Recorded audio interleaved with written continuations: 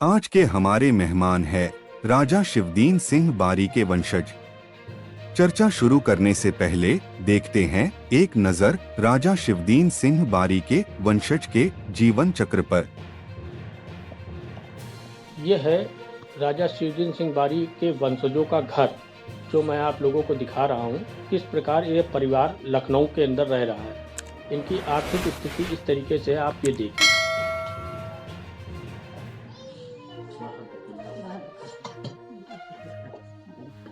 भैया बाहर डालो जरा, बच्चे को इधर आ जाओ, इधर आ जाओ, इधर आ। ये देखो, रुक जाओ, ये देखो।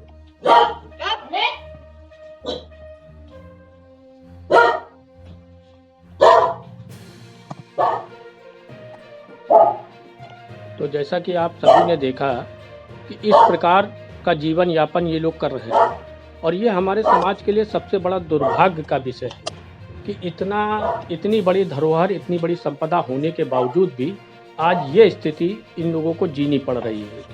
ये पूरे समाज के लिए एक बहुत बड़ा, हमारे हिसाब से, कि अब इसको शब्दों में नहीं कहा जा सकता है कि वैसे तो अपने समाज में एक से एक दानवीर लोग हैं, लेकिन ऐसे परिवार के लिए आज कोई भी नहीं खड़ा है, जो कि बहुत ही दयनीय स्थिति में अपना गुजारा कर रहा है। स्वदेशी प्रणाम। स्वदेशी इनक्रेडिबल न्यूज में आप सभी व्यूवर्स का स्वागत है। जैसा कि आप सभी जान रहे हैं, पिछले वीक में हमारा एक राष्ट्रीय धरोहर के अंतर्गत, जो बारी समाज के धरोहर है उसको बचाव के अंतर्गत हम लोग का एक प्रोग्राम हुआ था, जिसमें लखनऊ से 60 किलोमीटर की दूरी पे स्थित वहाँ पे जो भवानीगढ़ है, वहाँ पे राजा शिवदीन सिंह बारी के जो महल है उससे रिलेटेड बात हुआ था। उसी के संदर्भ में बात को कंटिन्यू करने के लिए उस महल के जो वंशज हैं आज हमारे साथ में है। हमारे लखनऊ के ब्यूरो चीफ राजकिशोर बारी जी से खास मुलाकात उनके साथ में। आइए जानते हैं उस महल के बारे में और उसके इतिहास के बारे में। जी राजकिशोर बारी जी। धन्यवाद। जैसा कि आप सभी लोग देख रहे हैं कि राजा शिवदीन सिंह बारी का महल भवानीगढ़ जिला रायबरेली में मौजूद है, और उसकी काफ़ी जर्जर व्यवस्था है। समाज के लोगों को आज तक उस पर इस मामले को संज्ञान में नहीं लिया गया। जो इसके मुख्य वंशज हैं वो लखनऊ में आकर बस गए और यहाँ पर अपना जीवन यापन करने लगे। इनके पास सभी प्रकार के पेपर उपलब्ध हैं, जिसमें रजिस्ट्री है, बॉन्ड है, और कई ऐसी चीज़ें हैं जो पुराने समय से संघर्ष के, इनके पति के द्वारा संघर्ष किया गया और उस सभी चीज़ों को हासिल किया गया। ये हैं विमला जी, जो आपको सारी चीज़ों की जानकारी देंगी। तो मैं चाहूँगा, क्योंकि सभी चीज़ें, बहुत सी चीज़ें ऐसी भी हैं कि इनके पति का अब देहांत हो चुका है और ये काफ़ी दिनों से उस महल को लेकर चिंतित है, क्योंकि काफ़ी बड़ी प्रॉपर्टी है, जो 27 गांव के अंदर फैली प्रॉपर्टी है। इसका ब्लॉक परिसर शिवगढ़ में बना हुआ है। वो ब्लॉक परिसर भी राजा शिवदीन सिंह बारी जी को ही मिला हुआ था, मगर शासन ने वहाँ पर अपना ब्लॉक बना लिया। अभी लोगों की आर्थिक स्थिति ठीक नहीं, तो आगे की कार्रवाई ये लोग नहीं कर पाए। मैं चाहूँगा कि इस पर ये अपनी पूरी बात रखें और समाज के बीच में इस बात को लेकर जाए कि किस कारणवश जो इतनी बड़ी प्रॉपर्टी है, जो आज करोड़ों रुपए की संपदा है, वो जर्जर व्यवस्था में, और कुछ लोगों ने कब्जा भी करना शुरू कर दिया था। तो आइए हम बात कराते हैं बिमला जी से। नमस्कार भैया। नमस्ते नमस्ते जी। वहाँ के बारे में आप क्या बताना चाहती हैं? हमारा आदमी ससुर जी जी हमारे पति हैं। मेरे जी। ससुर का नाम प्रिया राम। जी उन्होंने पहले देखभाल किया, मुकदमा चलाया, तस्वीर चलाया। फिर हमारे पति ससुर जी, उन्होंने मुकदमा पेशी लड़ा, कुछ नहीं हुआ, सरकारी नौकरी किया, उन्होंने छोड़ दिया। वो एक लड़ते लड़ते वो देहांत हो गया। उसके बाद मैं घरेलू काम कर रही हूँ, और मेरा लड़का अभिषेक, वो डिलीवरी करता है, स्कूल के बच्चे धो रहा है। 2 लोग हैं, एक बहू है। इसलिए उन्होंने महल का हम लोगों को घुसने नहीं दे रहे। उन्होंने लोग ने कब्जा कर लिया। अभी हम आपको एक चीज़ और बताना चाहें। जी जी। ये जैसा कि इन्होंने कहा कि महल पर अंदर इन्हीं के जो परिवार के कुछ सदस्य हैं हाँ उनको हाँ देखरेख कर्ता में रखा गया था। तो हाँ वहाँ हाँ पर अधिक जमीनें पड़ी हैं, उस पर वो लोग खेती बाड़ी करते हैं, हाँ हाँ अनाज उगाते हैं। उसके बाद उस अनाज का अंश भी इनको नहीं मिलता है। हाँ हाँ हालांकि हम लोग जब जब से वहाँ जाने लगे, वहाँ पर वो लोग भी थोड़ा सा नॉर्मल हुए और साथ में खड़े होने लग गए हैं। तो अभी तो प्रॉपर्टी जितना भी कागज से संबंधित है वो इन्हीं के पास मौजूद है। अब रही इनके जीवन यापन की बात, तो जैसा कि इन्होंने बताया कि इनका जो लड़का है एक अभिषेक है, वो अपने परिवार का जीवन यापन यहाँ पर एक स्कूल वैन चला कर करते हैं। ये अपना घरों में जा करके लोगों का खाना बनाकर अपना जीवन यापन करते हैं।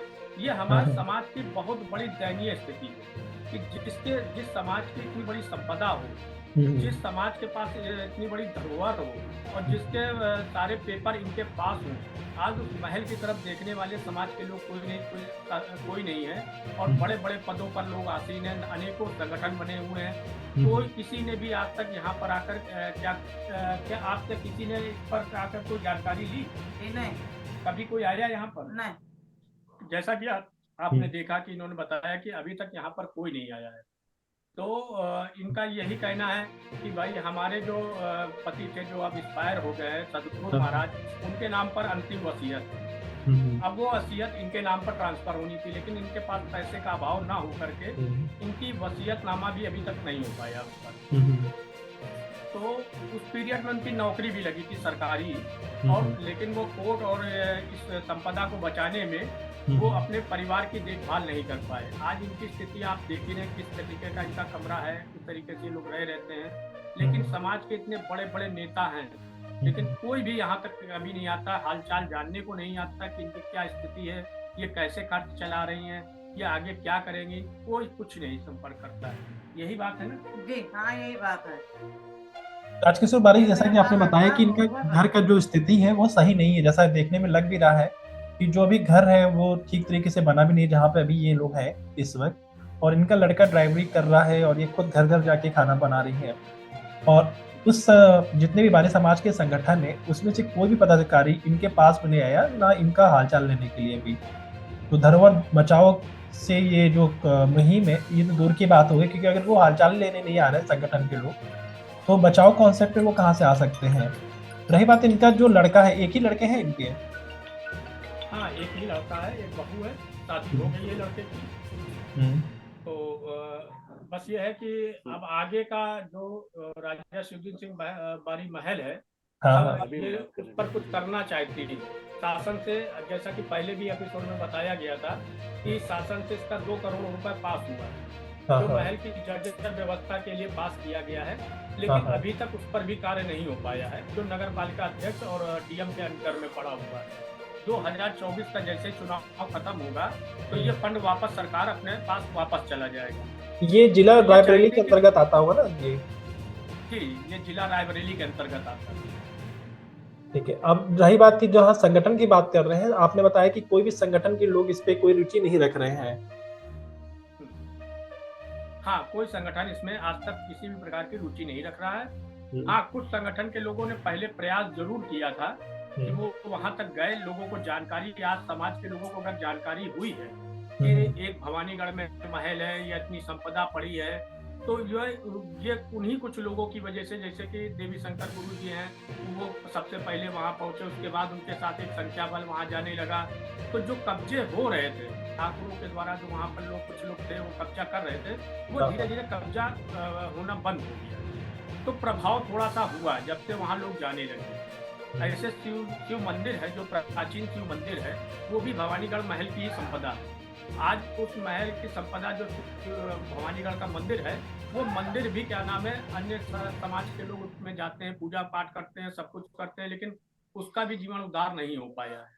ये पुराने समय से, जब राजा शिवदीन सिंह थे तब से ये मंदिर बना हुआ था। नहीं, आपने जो कब्जा करने की बात आपने कहा था, वो बताया कि इन्हीं के रिश्तेदार थे जिन्होंने जाके कब्जा किया, तो ये लगभग कब से? नहीं, कब्जा नहीं किया है। असल में वो हाँ। थोड़ा सा दावेदारी करने लगे कि भाई हम यहाँ रहने लग गए तो ये हमारी संपदा हो गई। हालांकि उनके पास उनके नाम पर पेपर वगैरह कुछ भी नहीं है। वो तो सिर्फ देख रेख करता में इनके पिताजी, इनके जो पति हैं, हाँ। उन्होंने रख दिया था वहाँ पर कि चलो कोई दिया लगभग बाती करेगा लगभग रात। कितना पुरानी बात होगी ये? लगभग कितने साल हो गए होंगे इस बात को? ये अभी करीब 4-5 साल पहले की बात, कुछ ज्यादा विशेष की बात नहीं। हाँ हाँ। 4-5 साल हुए हैं। और हम्म। पहले वो जीवित थे तो वहीं रहते थे महल के अंदर ही, और मंदिर की दिया बाती करते थे, महल के अंदर दिया बाती करते थे। वो अपने पास से ही सब कुछ किया करते थे। जब वो खत्म हुए तब उन्होंने अपने ही एक परिवार के रिश्तेदार को ला करके रख दिया कि भाई आप यहाँ रहो, देखभाल करते रहो, और इससे जीविका चलती रहेगी और लोग जानेंगे कि ये बारी समाज का महल है। लेकिन वो धीरे धीरे करके फिर अपने पूरे परिवार को ले आए, वहाँ रहने लग गए।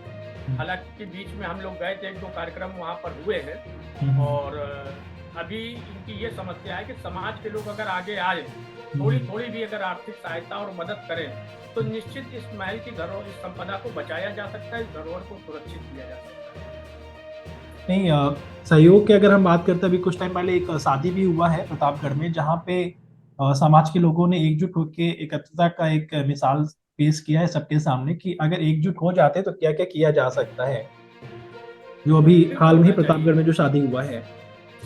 बिल्कुल होना चाहिए। देखिए, शादी विवाह तो शासन से भी मदद ली जा सकती है, लेकिन ये जो धरोहर अपने समाज की है, इस पर समाज के लोगों को आगे आना चाहिए। क्योंकि ये अगर हम इसको बचाने में कामयाब हो गए, सरकार की मदद लेकर के इसको बनवाने में, या बारी समाज के लिए क्या नाम है, इसको पर्यटक स्थल घोषित कराने में अगर सक्षम हो गए, तो आने वाली जो जनरेशन है समाज की, वो देख के अपने आप को गौरवशाली समझेगी कि हमारे पूर्वजों के द्वारा अर्जित की धरोहर है और ये आज बनी है। तो हमारे कुछ लोगों ने संघर्ष किया तो आज ये तैयार होकर खड़ी है यहाँ पर। हमारा सिर्फ इतना ही कहना है कि वहाँ पर और यहाँ लखनऊ में जो परिवार रह रहा है, कम से कम जो बड़े बड़े संगठन के पदाधिकारी हैं, इनको आना चाहिए और मौके स्थिति पर देखना चाहिए कि इनकी आर्थिक स्थिति क्या है और आगे इस पर ये काम कैसे कर सकते हैं। नहीं तो ये जो संगठन बने आखिर में वो कर क्या रहे हैं? जो मैंने सुना है कि लखनऊ में भी काफी संगठन है जो एक्टिव है, और ये मामला लखनऊ के पास का ही है, तो वहाँ के संगठन आखिर में कर क्या रहे हैं? देखिए, कुछ संगठन तो अब धीरे धीरे बंद होते चले गए, क्योंकि अपने समाज में एक सबसे बड़ी कमियां जो है कि एक दूसरे को आगे बढ़ते देखा नहीं जाता है। सबसे मुख्य कारण यही है कि एक दूसरे की टांग खींचने के अलावा कोई रास्ता नहीं है। तो इसकी वजह से जो लोग करना भी चाहते थे वो धीरे धीरे पीछे हटने लगे। अभी लखनऊ में कोई भी संगठन कार्य नहीं कर रहा है। और ये जो धरोहर बचाओ समिति का रजिस्ट्रेशन हुआ है, मैं एक बात और आपको बताना चाहूँगा। उस धरोहर बचाओ समिति में संपादक और संरक्षक हैं। इनके परिवार को, इनके पुत्र को और इनको उसमें संस्थापक सदस्य रखा गया है, ताकि इस समिति के माध्यम से शासन से कुछ मांग करके और किसी तरीके से धरोहर को बचाया जाए। उस पर कार्य अभी पेंडिंग अवस्था में चल रहा है, क्योंकि किसी भी कार्य को कराने में सबसे अधिक फंड की आवश्यकता होता है। एक व्यक्ति कोई भी अकेले फंड नहीं लगाता है किसी भी, और जब कोई लाभ मिलेगा तो पूरे समाज को मिलेगा। नहीं, और संगठन की अगर हम बात कर रहे हैं तो मैम कोई संगठन के नाम पे कोई मैसेज देना चाहती है, कोई बात करना चाहती है संगठन को डायरेक्ट हमारे चैनल के माध्यम से? जैसा कि अपने समाज के बहुत से संगठन बने हैं, तो क्या उनको कोई मैसेज देना चाहेंगे कि आपकी मदद होनी चाहिए, कैसे करेंगे वो, और वो लोग आगे आवे? मतलब आप अपने घर पर बुलाएंगे उनको, बुला करके आप सारी जैसे आप लोग आते हैं तो आवे। इनका कहना है कि संगठन के लोग तो आना चाहिए आगे और आ करके इस कार्य को आगे बढ़ाना चाहिए। लेकिन जितने भी अभी एक आध लोग जैसे कि आए, हम लोगों ने जानकारी दी कि एक आध लोग आए थे, वो सब पेपर चाहते हैं, ओरिजिनल पेपर मांग रहे हैं। तो ये कह रहे हैं हमें कैसे भरोसा होगा कि वो हमारे लिए काम करेंगे, आगे चल के पता चला हम तो कहीं की न रह जाए, हम लोगों ने तो इतनी मेहनत करी है। तो ये थोड़ी सी संशय इनके दिमाग में ऐसा है। हाँ है, हमारा कागज कैसे दे देंगे भैया? हमारा कोई आगे पीछे है नहीं, एक लड़का वो कमाता, हम भी कमाते, हम कहाँ बात तोड़े। ये हमारे लड़के हैं, वो बैंक लड़के हैं, तो इन्होंने आके रोए मौसी चलो ये हमें कर लिया। इस कार्य में रामदल बारी मेडिकल कॉलेज जो है वो इनके परिवार से हैं, यानी कि गिनती वंशजों में ही है इनकी। तो इन्होंने पहल करी थी और ये बारी समाज कल्याण धरोहर बचाओ समिति का पंजीकृत भी कराया था कि चलो भाई हम 10-12-15 हजार रुपये खर्चा करके किसी तरीके से प्लेटफॉर्म बना देते हैं और लोग इसमें आके जुड़ेंगे और इस कार्य को आगे बढ़ाएंगे।